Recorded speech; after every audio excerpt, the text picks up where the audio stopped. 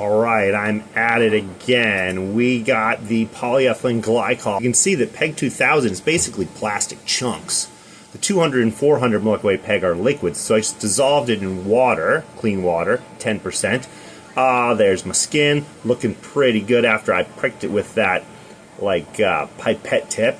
And then I added some PEG on it. This is not a medical test. This is not a medically relevant diagnostic test. It's just a little experiment on my own skin. I'm allowed to do that. Allergy? Alright, here we go. Okay, back to the same subject we were talking about before, PEG. You know, PEG is being added to food as an ingredient. This is polyethylene glycol, so if we're worried about microplastics. Let's first start thinking about, plastic that's being added to our food intentionally. Last time we looked at this, this is part 2, we were talking about the why and the how. So they're allowed to add it. PEG has been considered generally recognized as safe, GROS, since like the 1970s, and it's kind of slipped through the cracks. The reason is it's kind of like an anti-foam agent. So anytime you have like mixed or processed foods, you can look at the other video, it looks like it's in like almost everything. It's also in a bunch of skin cream, so it's in vaccines, so it's basically in you and on you and in your food. And so really, PEG is everywhere, and this is a polymer, and I'm going to focus on the approved lengths of PEG, so somewhere between 200 molecular weight and 10,000 molecular weight. And so the question then is this really a problem? And I'm going to point to an clinical allergy immunology study. It looks like it's from like Vanderbilt, so pretty good medical center. Immediate hypersensitivity to polyethylene glycols and polysorbates. We can talk about sorbates next. More common than we recognize. What?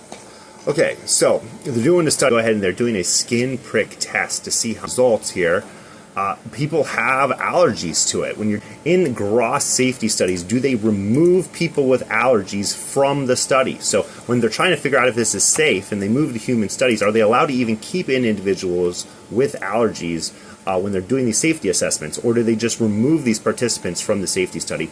And from my research, it seems like they are just removing, because of ethical considerations and the chance of harming people that have allergies, they're removing the people that have the allergies from the study so they can continue to label it as safe even though people are having skin allergies and all sorts of allergies to it.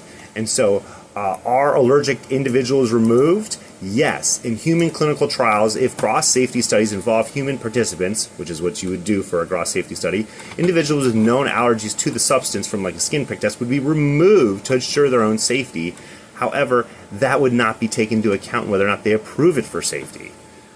So like an example is you can still have peanuts in food, even though lots of people are allergic to peanuts. You just have to mention it on there. So what I'm saying is maybe we shouldn't stop using PEG. I mean, we probably should. But maybe we should at least list it as an allergen on any product which contains PEG, especially those that we are eating. And so that's kind of what I'm going to propose here.